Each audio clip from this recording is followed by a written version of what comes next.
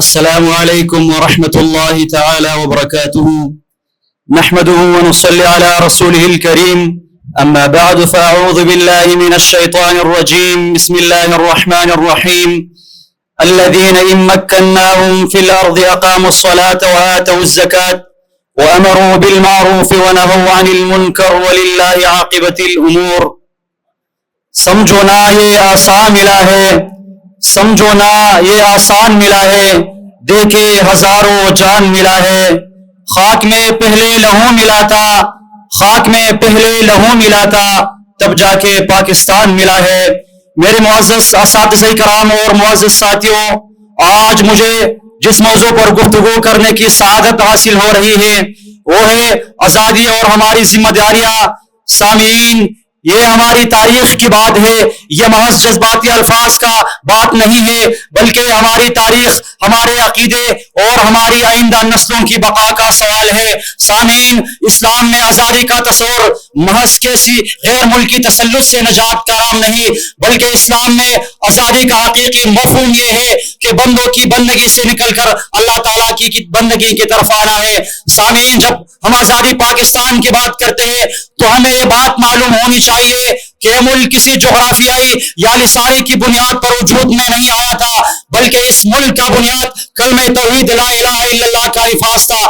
سامعین، اللہ تعالیٰ فرماتے ہیں الذین ان مکناہم فی الارض اقاموا الصلاة وآتوا الزکاة وامروا بالمعروف ونہوا عن المنکر وللہ عاقبۃ الامور. یہ وہ لوگ ہیں جب ہم ان کو اقتدار بخشے تو یہ نماز قائم کریں گے، زکوٰۃ ادا کریں گے، نہیں نیکی کا حکم اور برائی سے منع کریں گے، اور تمام امور کا انجام اللہ کے اختیار میں ہے.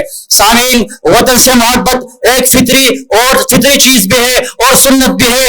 اس لیے تو رسول اللہ صلی اللہ علیہ وسلم سب سے پہلے اپنے وطن مکہ سے شہید محبت کیا کرتے تھے. آپ نے فرمایا واللہ انک لخیر الارض واحب الارض الی اللہ ولولا انی خرجت منک ما خرجت. اللہ کی قسم، تو اللہ کی تمام زمینوں میں سے سب سے زیادہ بہتر اور محبوب زمین ہے. اگر مجھے آپ سے نہ نکالا جاتا تو میں ہرگز آپ سے نہ نکلتا.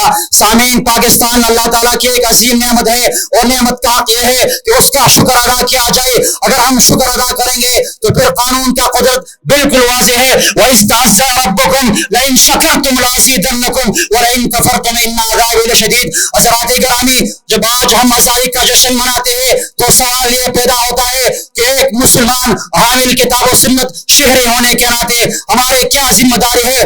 محض جشن منانا، چراغاں کر لینا ذمہ داری نہیں، بلکہ کتاب و سنت نے ہمارے کچھ ذمہ داریاں متعین کی ہے. سب سے پہلی ذمہ داری توحید کا قیام. سامعین محترم، پاکستان کا قیام توحید کے نام پر ہوا تھا. اگر آج اس سرزمین میں شرک، بدعت و خرافات کو پروموٹ کیا جاتا ہے تو اس ملک کی بنیادوں کے ساتھ خیانت ہوگی.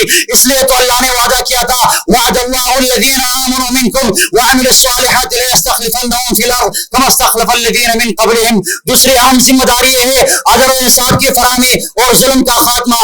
سامعین، کسی بھی ریاست کا بقا عدل پر منحصر ہوتی ہے. جب کسی ریاست میں انصاف نہیں ہوتا تو پھر اس ریاست کا بقا ناممکن ہے. اس لیے تو اللہ نے فرمایا ان اللہ یأمرکم ان تؤدوا الامانات الی اہلها واذا حکمتم بین الناس ان تحکموا بالعدل. تیسری ذمہ داری ہے امانت داری، خیانت اور کرپشن سے پاکیزگی. آج ہمارے ملک کا سب سے بڑا مسئلہ رشوت اور کرپشن ہے، اور اللہ کے رسول نے خیانت کو منافق کی علامت قرار دیا ہے. اس لیے تو آپ نے کہا تھا آیت المنافق ثلاث اذا حدث کذب واذا وعد اخلف واذا اؤتمن خان. چوتھی ذمہ داری اتحاد امت اور لسانی فرقوانہ تعصبات کا خاتمہ. سامعین، اسلام نے قوم پرستی، عصبیت کی تمام جڑوں کو کاٹ دیا ہے. اس لیے تو اللہ نے فرمایا واعتصموا بحبل اللہ جميعا. اور پانچ اور اہم ذمہ داری یہ ہے انفرادی احساس ذمہ داری اور خود احتسابی. آج ہم یہ شکوہ کرتے ہیں کہ ملک کے حالات خراب ہے، حکمران درست نہیں ہے، نظام میں خرابی ہے، لیکن اسلام ہمیں دوسروں پر انگلی اٹھانے سے پہلے اپنی ذات اور انفرادی ذمہ داری کا احتساب کرنے کا درس دیتا ہے. اس لیے تو اللہ کے رسول نے کہا تھا کلکم راع وکلکم مسئول عن رعیتہ. تم میں سے ہر شخص ذمہ دار ہے اور ہر شخص سے اس کی ذمہ داری کے متعلق پوچھا جائے گا. سامعین، اس حدیث سے یہ معلوم ہوتا ہے کہ اگر استاد اپنی تدریس میں طالب علم اپنے تعلیم میں، تاجر اپنی تجارت میں، حکمران اپنی حکمرانی میں اللہ کا خوف اور جواب دہی کا احساس پیدا کر لے تو پاکستان راتوں رات امن و سلامتی کا ترقی کا گہوارہ بن سکتا ہے۔ سامعین، پاکستان اللہ تعالیٰ کی ایک عظیم نعمت ہے اور اس کی حفاظت ہماری شرعی اخلاق کی ذمہ داری بنتی ہے۔